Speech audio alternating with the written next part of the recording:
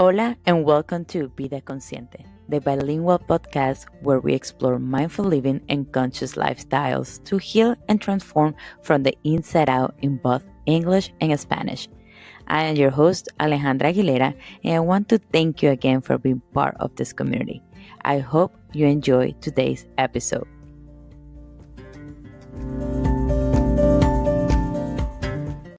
Hi there, welcome to another episode of Vida Consciente.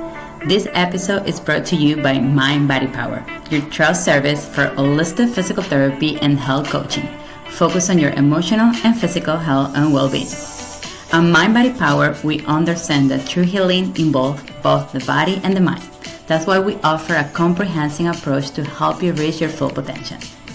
From personalized therapies for pain management to mindfulness techniques and health coaching, we are here to support you on the way of your journey to holistic well-being. Are you ready to transform your life?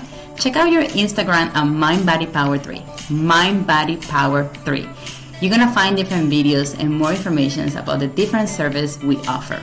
And don't wait until scheduling your first consultation. Discover how we can help you to live a healthier and more fulfilled life. Are you ready to transform your life? Go to MindBodyPower3 and we'll see you there. Thank you for joining us and we hope you enjoy today's episode.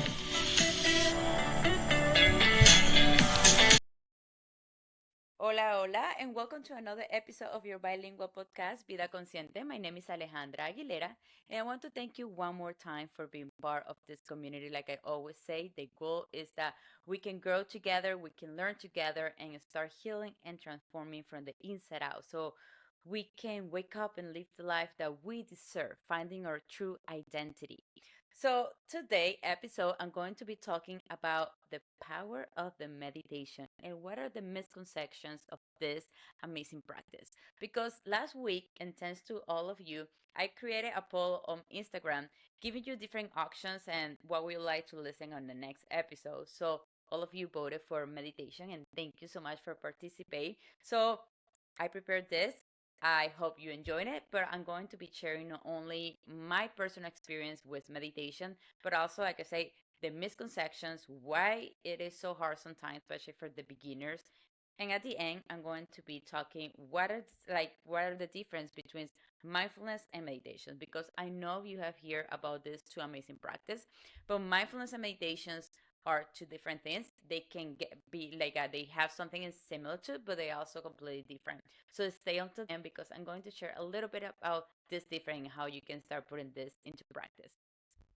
I'm wearing my top Costa Rica Pura Vida because when I went to Costa Rica, beautiful country, and if you haven't been there, I'm not promoting anything, but if you haven't been in Costa Rica, you definitely need to add this into your list. It's a beautiful country and you will enjoy meditating. I mean, even if you like yoga, you can go and practice yoga there and connect with nature. So I enjoyed that trip and then it really helped me to recharge a lot of my energy.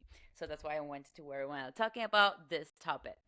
So before I start giving you a little bit of talking about the misconceptions, my experience with meditation. I started meditating about 5 years ago.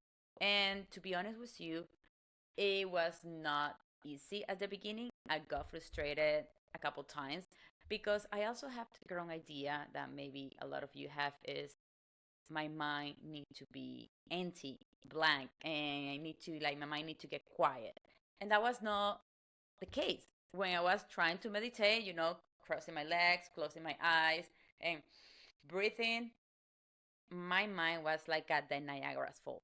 All the thoughts coming like diggy, diggy, diggy, diggy, a lot of thoughts. And sometimes I was like listening. I was living in an apartment by that time, listening to the neighbor walking and listening to the cars outside. I was like, seriously, like this is too much. I cannot meditate with all this noise. But that is the goal of the meditation once you learn. And something that I want to put out there is as any practice, something that you learn for the first time, it requires consistency, meaning that when you initiate into meditation, into the practice of getting to know more about meditate, my recommendation is you need to try and you need to do at least every day for a couple of weeks because that's how you're going to get used to this. That's how you're going to strengthen your mind. And then as you get more experience, and you can do it as you need it. But I'm continue doing it even after 5 years, I meditate as a my routine every morning before going to work and before going to bed. So, like I say, it was hard for me because I trying to do this on my own. I didn't know nothing about meditation. For me, it was just sit down, cross my legs, close your eyes, and just be quiet. And that was not happening. So I start using more a guided meditation, so that helped me to understand better how to initiate into this. I use videos on YouTube. Also, I took some classes, which you can do. It's a good way to also initiate. And then from there, I move more onto my own, focusing on my breath. The breath is so powerful, and when we focus on our breath, is a way that helps us to anchor into the present moment. And that is the main goal of the meditation, is strengthening our mind and be able to see your thoughts, to see them coming to your mind, to you when you even like trying to get in quiet mode, but not attached to your thoughts. You just see them pass through. You just, like I say, yes, I see you. I know what you're saying, but I'm coming to my present moment by just focusing my attention in something specific. And that something specific can be, like I say, for me, I was using my breath, but it can be also a specific body part. You can focus on the movement of your chest, the movement of your abdominal area, on a specific mantra. So every time that your mind go away and start getting distracted, you bring your attention back to that point, that thing that is going to anchor you again into the right here and the right now, into the present moment. And that's the ultimate goal of the meditation, to strengthen your mind, to strengthen the muscles of your brain, not to get rid of the thoughts.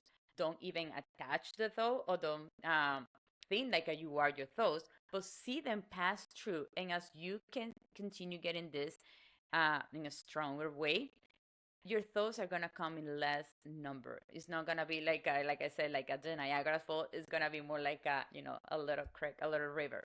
So one of the misconceptions, and I have that here, write it down, because I don't want to miss anything. And this happens a lot, and this is what we hear a lot of people when they trying to initiate into this, and then they quit or they stop doing it because these ideas of what is this practice. And I just want to also, before I start talking about the misconceptions, is to share really quick with you that this practice have definitely changed the way that I perceive, the way that I connect with my emotions, the way that I listen to my inner voice, and how I control even my responses into any situations.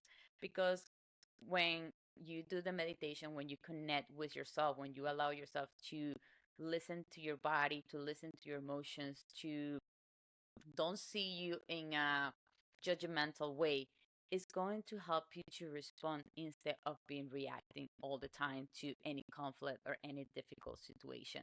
But mostly, it's going to help you to improve that deep connection, mind, body, and soul. So, whenever I feel overwhelming, whenever I feel tired emotionally, physical tired, I just take a couple minutes just to see and to listen to how I'm feeling at that moment, my experience, and just let my inner voice, just let those, even those thoughts that are coming, help me to see what actions should I take in a better way, in a healthy way, so it can help me to move forward or have a better response to something that I need to deal with. So that's something that I wanted to share, and I use and practice meditation even with my patients who suffer from chronic pain, because it's a good way to deeper the connection mind, body, and soul, especially to understand how your body is communicating with you by all the repressed emotions that we don't allow ourselves to express, to let it out. So I use a lot of meditation in the physical therapy area. So, misconception number one for meditation is about emptying the mind. And that is something that I mentioned already. And let me tell you, my friend, that if you're expecting that your mind is going to be completely in blank, you're completely wrong. And I was wrong too. So, I'm just going to tell you this. If you want to get into this amazing practice, your mind is never, never, ever going to be completely blank or quiet. Like I say, the main goal of the meditation is every time that you close your eyes, you focus on your breath, and then your thoughts are start coming. I need to do laundry. I need to finish work. Or I need to feed my kids. Is you see it. You see the thoughts. You don't attach it, and you come back to your breath, to the body part that you're focusing on, to a mantra, to something specific that you want to use. Even you can use a candle. You can use a picture. Something. So it is like your mind goes, you come back. Your mind goes, you come back. That's how you strengthen your mind. And the more that you do this, the better will get, and it will be easier for you to even come back faster than before. And that is how you get much better with this practice. But never ever your mind is going to be completely quiet or empty. So, second misconceptions that I have right here, like I wrote here for all of you, is meditation requires a lot of time.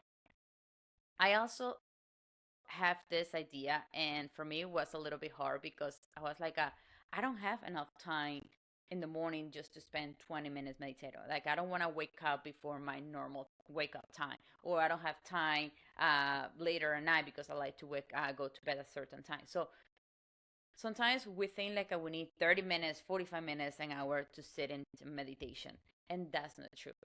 At least you need to start, I will recommend at least 5 minutes. And one thing that I'm going to also put it out there is if you just say to yourself, I'm going to meditate for 5 minutes, 10 minutes, don't put a timer on your phone. When you put a timer on your phone, you're going to be thinking about when the time is coming. So you're not going to be really focusing on the practice. Your mind's going to be wondering when the alarm is coming. So don't put a timer, but trying to at least for a little bit. If you wanted to do that in the morning, maybe wake up a little bit earlier than normal, but like 5 minutes is going to help you to start your day in a better way because you're able to relax your body, you're preparing your mind for the beginning of the day or even at night. Like I say, after 5 years, I still practicing and I do this every morning and before going to bed. It's my morning and my night routine, and it really helped me to start my day in a good way with better energy, and it helped me to go to bed more relaxed, trying to decompress my mind from the busyness of the work and the day so I can have a more peaceful and restful night. Uh, Third misconception is meditation is only for spiritual or religious people. This is something that it happens a lot when we talk about meditation. We think it's for certain community, or we go to the idea that it's a religion. Okay, and it is completely wrong. Meditation is for everyone, for anyone, doesn't matter the age, even for the young ones, for the little ones in the house, is a good way to start into this practice because it will help them to understand, connect, embrace the different emotions that they feel. I do, and I practice this with my son a lot. Even when he goes to bed, he just take a couple minutes and he just sit down there and at the edge of his bed or like whatever he is, and he just take a couple deep breaths. Like I say, by just focusing on your breath, you have the power to calm down your nervous system. You have the power to anchor you into the present moment every time that your mind start wandering or you go in travel between the past and the future. So meditation is not for a specific community, for certain people, or for a religion. It's for anyone, doesn't matter the age. It can be for little ones to even the oldest one, because it's going to help you to just be with yourself, to listen to yourself, to see the quality of your thoughts. Like even when you're meditation, you're going to be thinking, oh my God, what I'm thinking, what I'm always have this pattern of thought. It's going to help you to change the patterns and the quality of your thought so you can create new patterns. For misconception, meditation is only for people who are calm and peaceful. And it is funny because those when we talk about, oh yes, I meditate, and this happened to me a lot when I mention this to people, oh yeah, I meditate, I have been meditating for 5 years. People think you're all peace and love and nothing's gonna bother you in your life. You're always smiling, and then this is all hippie. No, not at all. People who meditate, those who meditate for even a year, 2 years, 10 years, or all the life, we are human. We go through a lot of things. I go through a lot of ups and downs. I have trouble. Sometimes I'm feeling really down. Some days I feel really happy. We're human. But it's like I say, it's just a way to help us to respond, to connect, to understand ourselves better, to calm our mind, to change the pattern of the way that we think, and to start reshaping again our brain. It's like doing like a neuroplasticity, because neuroplasticity is that ability that our brain have to reshape, to create new neuron connections. So when you meditate, it really helps us to create a neuroplasticity, create new neuron connections, new signals into our brain that is going to create new ways that we respond, new like have patterns of response. So instead of me, if he, for example, my son do something, and instead of me reacting in a really angry way or yelling at him, something like that, the more that I create my meditation practice, the more that I just see myself in a way that I want, the way that I want to be, the way that I want to respond, calming my mind, connecting with my emotion, understanding that it is okay to feel a certain way. I'm going to respond in a better way towards that person instead of like the old patterns that I used to do all the time. So, yes, people who meditate can be, I will say this, more happier. It can be more mindful and take things in with a different perspective and have a different perception of life. But it takes time, because those who has been meditating for a long time, they has been creating new ways of thinking. They has been creating new quality of thoughts, and they responded in a better way. So, but it's not always we're gonna be peace and love. Nothing's gonna happen. Like I lost my job and I'm gonna be just happy. No. But the response to the situations are going to be completely different for someone that doesn't meditate. Another misconception is meditation should be peaceful and easy. Completely wrong, because like I say at the beginning, I was frustrated. It is frustrated at the beginning because it's hard. Like I say, when you learn something, it takes time for you to get it right. But in order to make it better, it requires consistency. So the more that you practice this, and for those who are new or beginners, the more that you do it daily, it's going to help you to have it and make it a little bit easier. So you're not going to feel always completely peaceful, because there are moments where my mind is really overwhelming, or that I'm really maybe anxious or stressed. And those days that I'm feeling really anxious or stressed out and I want to try to meditate, it's harder for me. And I'm being really honest, it make it harder because my mind continue just thinking about what is making me anxious or is making me stressed out. So when I feel that way, if meditation is not helping me at the moment, I use other techniques, and it's something that you can also do. For example, for me is I'm going for a walk, I take a walk, or I just ride, or even if I have to cry, I cry.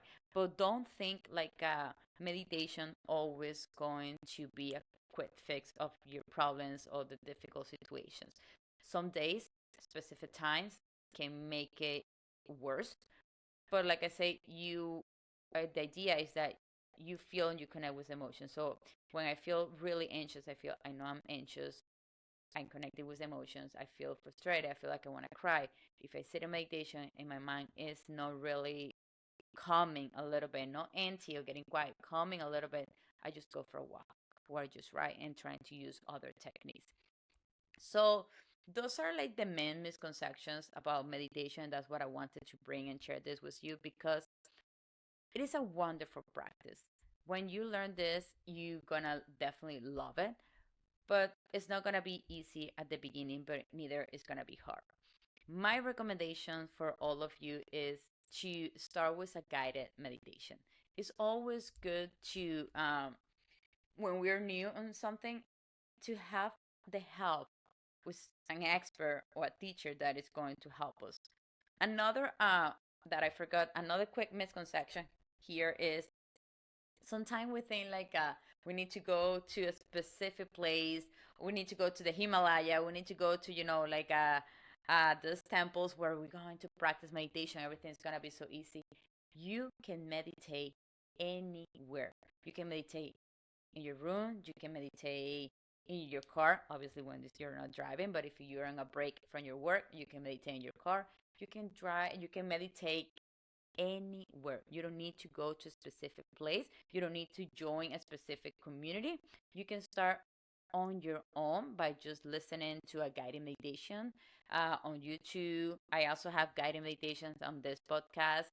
And my other recommendation is to always start by focusing on something specific. For me, it's the breath. And why the breath? Because it is the most powerful um, tool, the most powerful thing that we have in our body that is help us to anchor us into the present moment. We have the ability to control our breath. So it's the only function in our body that we can control consciously, and it can even work subconsciously. So when we're not thinking, I'm breathing. But if I think about it, if I put my full attention into my breath, I can control the pace of my breath. So I can slow down that pace, increase my inhale, and even increase my exhale. So when you focus on your breath and even make your exhalations a little bit longer, it helps to calm your nervous system. It activates your parasympathetic nervous system, which it helps to calm all the inside of your body. So, and the other thing is focusing on a specific body part. I want to share about and talk about the position on how you should be sitting or laying down. What posture you should be using when you meditate. You don't need to always be sitting on the floor with your legs crossed and your eyes closed and completely like straight. You can sit or like do this in different ways. You can even lay down. This is better when you go into bed. So you're preparing your body to fully rest and have a more restful and peaceful night. But the most important thing when you're going to be sitting that either in a chair, either at the edge of the bed, on the floor, is to keep your back straight. Avoid meditating with like um, rounding your shoulders or being like in a flex posture because the energy, and we are energy, the energy doesn't flow correctly, doesn't flow naturally. So it is really important that we keep a more upright posture and making sure that your shoulders are not elevated. Just relax your shoulders, relax the neck, relax the muscles around your face. You can either like keep your feet flat on the floor or just cross your legs, whatever make you feel comfortable. The idea is that you feel comfortable with the position that you choose. It can be like I say, laying down. It can be semi-recline, but you don't need also to always close your eyes. You can meditate by keeping your gaze or your eyes slightly open or just focusing on something that you pick. It can be a candle, it can be a picture. Sometimes I enjoy just have those beautiful pictures. I have like a picture in my room. It's like at the ocean with the sunset. Just looking at something that you really enjoying it and just sitting there and just staring at that picture is helping to calm your mind. So there is not a one way or there is a specific rule of how you need to be like adapting a posture to meditate. Meditation also, there are different way, different practice that you can choose. And I also have those written down because that's the thing about meditation. You can start with one specific practice and then try different one. It's like yoga. You have different ways of yoga. So with meditation, you can use for the beginners, guiding meditations are the best because you need someone to help you. By listening to someone, you focusing, your mind is focusing onto the voice of that person, the teacher, the video, something that you pick and you use. In guided meditations, we use a lot also visualization. You visualize something. When you use this guided meditation, they take you a lot to visualize a specific place, visualize yourself in a specific situation, It can also help you to travel to your past, or how you would like to create your future. Guided meditations are also helpful for those who wants to reconnect, heal the inner child. By healing your childhood trauma, the guided meditations are really helpful because they guide you, like I say, to take you to your past, to your childhood, so you can forgive, let go, and be able to move forward. The another way, another type of this meditation is what we call the body scan meditation. A body scan meditation, you can do it if it's the first time using a guiding meditation or by yourself, where we use it's like a scanning our body. It helps us to really connect with each part of our body. I use body scan meditation a lot in my patients, like I say, who suffer from chronic pain, because we guide them and we go through different parts. We start from bottom to top. We start from our feet, moving to our ankles, your legs, your knees, your legs, your hips, as we continue going up. What this does is allow you to feel, to connect with the different sensations that your body's experiencing, even with the pain, but seeing in a different way. And then also to connect with those areas that are with more tension. And by using your breath is how to learn to relax each part of your body. So body scan meditation is really helpful, and also is really good to do it at nighttime, because like I say, it will help you to release all the tension in your body in specific areas, and understand and listen to the body by also giving thanks for everything that it's doing with you. We also have loving kindness meditation. The loving kindness meditation, as the name say, is a meditation that is focusing mostly on creating self-love, compassion, but also kindness, not only towards you but also towards others. When we practice this meditation, it is a way to send love, kind, and compassion to others. So we start with, I send love, compassion, and kindness to my family, to my friends, as we move to our community, our neighborhood, the country, and the world. So sometimes we practice a lot of big communities. They do this kindness meditation, because we are sending love to the whole world, to the whole country. And I have been using the loving kindness meditation when I want to, especially, forgive someone. When we need to forgive our past, it can be parents or a relationship, our partner. Sometimes we don't need to always have that person in front of us to, to forgive and let go and move forward. But by our spirits, which are connected, we can use this kind of meditation. Yeah, I have used in it also to forgive my ancestor, and also to forgive my partners, my ex, where I use and love, starting with myself and sending the love, thank you, the gratitude, the kindness to them, to the spirit, and releasing that, so I can move forward. I can let go in a peaceful way, and also they can do the same. So this is a really pretty meditation for those who wants to forgive and release any attachment. We also have, like I said, the guided meditation and transcendental meditation. This is a more uh, way, it takes more time, meaning like a length of time. You can stay in 30 to 45 minutes. And when you practice this meditation, you get into a stage of more relaxation, into a more like a restful awareness. This is more for like people who has been experiencing or more advanced in meditation. You can get into transcendental meditation, that you get into this complete state of calm. I have done this. I have experienced this on my own, and sometimes it's not like you fly, no, but you feel so peaceful that you completely get lost of time. You're not really thinking about nothing in the outside. You're not thinking about what time it is, when I'm gonna end it. It's just like you just stay there. You just naturally just stay there, as much of your body can handle, as much of you can be aware of that you're meditating. Um, and we also have, there are many, but we also have the chakra meditation. As you know, and if you don't know, I'm just going to share that with you. We have 7 chakras in our body that are energy. Those, each chakra is a specific energy. We have like or in the forehead, we have on our throat or heart chakra, we have our root chakra, and sometimes those energy as we call like a circle because they move around, we don't see it, but it's energy that's moving around our body. They get blocked, okay, by many different like situations like a stress, anxiety.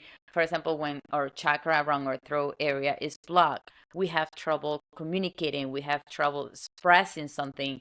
So we have a lot of issues around our throat area. When our heart chakra is blocked, we have not only symptoms around physical symptoms around this area of our chest, but we also have sadness, we feel empty, we feel lack of self-love, self-confidence. So the chakra meditation, the main goal is to help you to align again your chakra, to open up so the energy can flow natural up and down. Uh, and we have also movement meditations like mindfulness movement, Tai Chi, yoga, where you can slow down, reconnect and with your body, understanding how you move, how you feel. So those are one of the main meditations. There are many others, but my recommendation, if you're going to start, initiate with the guided meditation. Initiate with a guided meditation once a day. You can pick either in the morning or nighttime or both, morning and night, and then move on your own, focusing only on your breath, on a specific mantra or on a picture, and then you can pick different ones. Now, about mindfulness, like I say, I know you have heard about mindfulness, but we sometimes think like mindfulness meditation is completely the same. They have similitudes, they have certain things that are the same, but they are also completely different. And let me tell you why. Meditation uh, is a practice that helps us to be into the present moment, but also take us to our past or help us to also create our future. So with meditation, we have the ability to travel back and forth and be also present. Like I say, we can do guided meditation where we practice visualization that I want to create a future. I visualize, and the power of visualization is amazing. And I can visualize my dream job. I can visualize my dream partner. I can visualize how I want to feel emotionally, how I want to feel personally. So it's creating that picture in your mind. But not only I'm gonna create the picture, I'm gonna just have my dream job. It's to feel in every cell of your body. Feel really the emotion, the sensation that picture brings into your life. It's not like I say, just putting a picture there because things are not gonna happen like that. But the law of the attraction is real. So I'm just gonna share really quick here. When before I bought my house, and I knew that I wanted to have a house, I start visualizing the house. So I created that in my mind first. I visualized me and my sons just being happy, opening the door of the house, taking a picture of the steps, and I created and I meditate on that every single night. But as I was meditating, I was creating that picture in my mind. My body was feeling emotional. I felt the emotion of the sensation that as I already was having that, as I already was like achieving that goal. And as a couple months after that, I got my house. So we need to be realistic when you're going to use visualization, but there is a power in that. And the idea is not, like I say, not to only have the picture in your mind, but also to feel each of the sensations and emotion that brings to you. But also with the meditation, we can go to our past. We can use the guided meditation or different meditations to child heal our inner child and the childhood trauma. So we can go back and forth and also stay focused on the present by focusing on the breath or body part or a mantra. Mindfulness, in the other hand, only focus on the present moment. Mindfulness is the goal of mindfulness is to enjoy and know how to be in the right here and the right now. With mindfulness, we don't travel to the past. With mindfulness, we don't travel to the future. With mindfulness, we just choose an activity that we are just going to fully pay attention to what we experience at the moment. Mindfulness, it helps us to connect all our sense into one place, into one activity, and just understand the experience to really create awareness. So in mindfulness, we can do, for example, a mindful walk. When you're gonna go for a walk, instead of walking, looking at your phone, or using the headphones to like listening to music, a mindful walk requires your full attention and using your sense so you can create true and fully awareness. So it is paying attention to what you hear, what you see, what you smell, how your body feels. And that is how you help you to connect into the present moment. And like I say, your mind is going to wander, which is normal, which is always going to happen. You can be walking, it's like oh, I need to go home, I need to do laundry, I need to make dinner, but it's then coming back to the present moment. Let me see what I'm seeing. Let me see what I'm hearing. Let me see how I'm feeling my body. So mindfulness, there are many different practices. And we can use, like I say, mindful walk, body scan meditation. We can also use the mindful movement. Another activity can be mindful eating. When you're going to eat, for example, your breakfast or drink your coffee, how many of us are drinking our coffee in the morning, but we're on the phone, looking and scrolling on Instagram? So we are not being present. Our mind is wandering. Our mind is already thinking in so many things. So when you are intentionally, because that's the thing with mindfulness, is being intentional. You need to create an intention, because if you don't have an intention, it's going to be really hard for you to stay focused. So I'm going to drink my coffee. My intention is to enjoy this moment, no distraction. So it's just paying attention to the smell, the flavor of the coffee, or whatever you're drinking or you eating. So my recommendation with mindfulness, and I'm going to create another episode just talking about mindfulness, is pick an activity, at least one activity per week, and create the intention of what you want to, how you want to focus on that specific activity that you want, either a walk, or eating, even when you're driving to your job or driving to a specific area. You always using the GPS, and that has happened to me. Like I'm driving, and it's like oh, I got here, and I was not intentional about that because I was so distracted that when I create intention, I say I'm gonna drive to the same place that I always drive, but this time I don't gonna put the GPS on. Not gonna be distracted with even the music, the radio on my phone. I'm going to intentionally pay attention to the same path that I always try. And it's happening to me like sometimes I'm driving, it's like oh, I never saw this house here, or I never saw this place that was here, because we are always so distracted. So the beauty of mindfulness is to create an intention to help us to create self-awareness in a loving, kind way with ourselves, not creating any judgment. And one of the principles of mindfulness is the beginner mind. What it means with the beginner mind. So it is like initiate or do something as if the first time that you're doing it. For example, when you learn how to play an instrument, if you're gonna learn how to play the guitar, you have to put a lot of attention the first weeks, the first time that you are really practicing, because you don't know how to do it. When you're gonna drive, when you're gonna like learn how to ride a bike, you need to put attention, because if you don't put attention, you're gonna be falling many times. So that is one of the principles of mindfulness. Use a beginner mind with everything that you pick. Doesn't matter if you already know how to do it. Like I say, a walk, eating, do it is in a way that you're going to learn this for the first time. I'm going to tell you, the more that you practice mindfulness, the more that you practice meditation, it's going to help you to create better self-awareness, better understanding of who you are, better understanding of the emotions, your patterns, why you repeat certain like patterns in your life, cycles, and even in relationship, and help you to create a new way of living.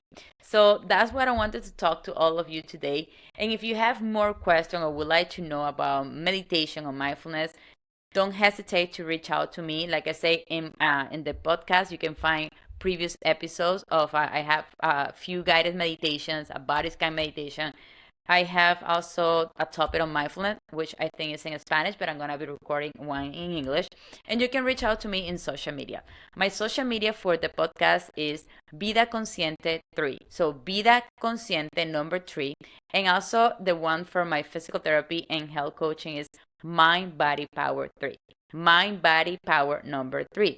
Either of those, you can send me a direct message and I'll get back to you as soon as possible. You can also reach out to me on my YouTube channel or my email, mindbodypower3@gmail.com. So I hope this gave you a better idea about how to initiate into the practice of meditation, what is meditation, the misconceptions of it, and the difference between mindfulness and meditation. And I hope you can enjoy and initiate this and just enjoy the process. Don't trying to always see what is going to be the end result. Enjoy the process, because if you focus in the end result, you're just really missing a lot. So thank you so much for always listening, for being part of this community, and I'll see you in another episode. Ciao, ciao.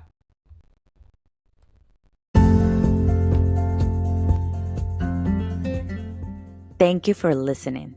And if you enjoyed today's episode, don't forget to subscribe, leave a review, and share with your friends. I'll see you until next time. Ciao, ciao.